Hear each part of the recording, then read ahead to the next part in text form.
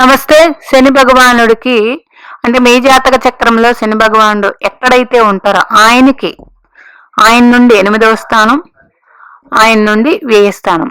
అంటే శని భగవానుడు 12లో ఉన్నారనుకోండి, ఆయన నుండి 8వ స్థానం సప్తమం అవుతుంది, ఆయన నుండి 12వ స్థానం లాభస్థానం అవుతుంది. అందులో గ్రహాలు ఉంటే ఆ గ్రహాలు శని భగవానుడి యొక్క పరిపూర్ణమైన బలం కలిగి ఉంటాయి. అట్లాగే ఆ గ్రహాల లగ్నానికి అష్టమాధిపతి అయినా వ్యయాధిపతి అయినా ఇంకా మంచి ఫలితాలు ఉంటాయి. మరి అలా కాకుండా రాహుకేతువులు ఉంటాయండి. అలా కాకుండా రాహుకేతువులు ఉన్నప్పుడు అవి జన్మ లగ్నానికి ఏ భావంలో ఉన్నారు అంటే ఉపచయ స్థానాలు అయితే మంచి ఫలితాలు ఇస్తాయి. ఈ విధంగా ఉంటుంది.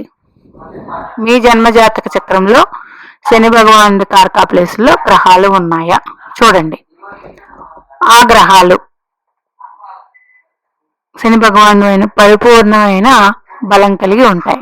ఇక్కడ బలానికి బదులు పొలం అని పడింది, తప్పుగా క్షమించండి.